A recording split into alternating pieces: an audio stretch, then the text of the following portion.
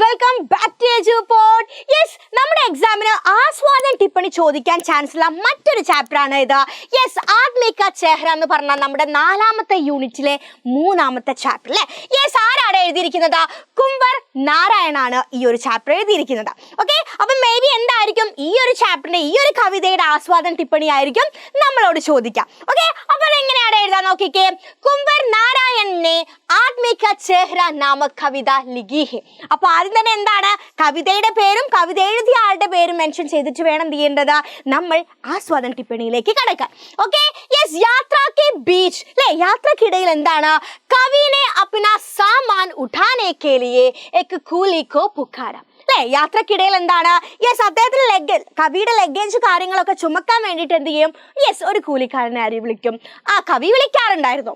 വഹു ഉൻകെ സാമനെ ആക്കർ ഗഡാ ഹുവാ സാമാൻ Laker ആകെ ചലനെ Laker അല്ലെ. അങ്ങനെ കൂലിക്കാരൻ എന്ത് ചെയ്യും? യെസ്, കവിയുടെ അടുത്തേക്ക് വന്നിട്ട് ലഗേജ് ഒക്കെ ചുമന്നിട്ട് എന്ത് ചെയ്യും? മുന്നോട്ട് നടക്കാൻ തുടങ്ങും. പിന്നെ എന്താണ് പറയുന്നത്? കവി അപ്നെ കോ കൂലി സെ ബഹുത് ശ്രേഷ്ഠ വ്യക്തി സമജ്കർ. എന്താ പറയുന്നത്? കവി കൂലിയേക്കാളും ശ്രേഷ്ഠനായിട്ടുള്ള വ്യക്തിയാണ്. അതായത് സ്വയം കവി എന്താണ് മനസ്സിലാക്കുന്നത്? യെസ്, ഞാൻ ആ കൂലിയേക്കാളും എന്താണ് ഒരുപാട് ശ്രേഷ്ഠനായിട്ടുള്ള ആളാണെന്ന് പറഞ്ഞിട്ടാണ് എന്ത് ചെയ്യാറുള്ളത്? അപ്നെ അഭിമാൻ കാ ഗർവ് മേം കൂലി സെ 10 കദം പീछे ही चलते रहे. ഞാൻ ആ കൂലിയേക്കാളും എന്താണ് ഒരുപാട് ശ്രേഷ്ഠനാണെന്ന് സ്വന്തം അഭിമാനിച്ചുകൊണ്ട് അദ്ദേഹം എന്ത് ചെയ്യും? അതായത് എന്റെ അഭിമാനം നിലനിർത്തണം എന്നുള്ള പേരിൽ എന്ത് ചെയ്യാറുണ്ട്? യെസ്, ആ കൂലിക്കാരന്റെ ഒരു 10 അടി ബാക്കിലായിട്ട് എന്ത് ചെയ്യാറുള്ളൂ?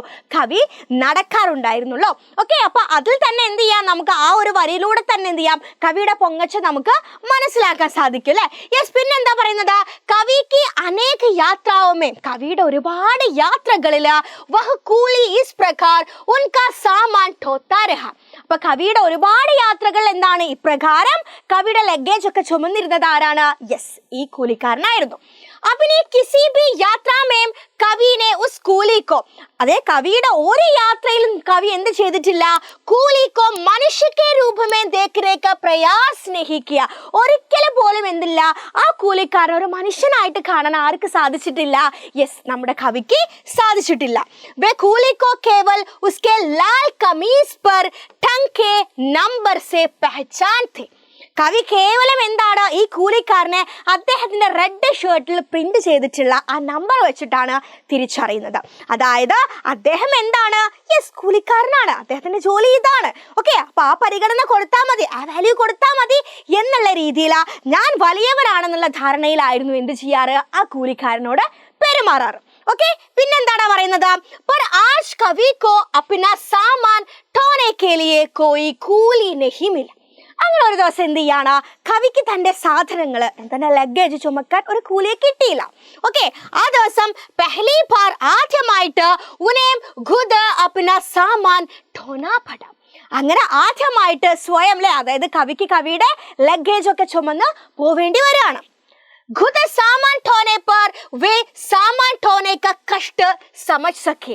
അങ്ങനെ ആദ്യമായിട്ട് സ്വന്തം ലഗേജ് എടുത്തപ്പോഴാണ് ഈ ലഗേജ് ഇങ്ങനെ ചുമന്ന് കൊണ്ടുപോകുന്നതിന്റെ ബുദ്ധിമുട്ട് കവി മനസ്സിലാക്കുന്നത്. അബുനെ കൂലി കോ മനുഷ്യ കെ രൂപ में देखना की इच्छा हुई.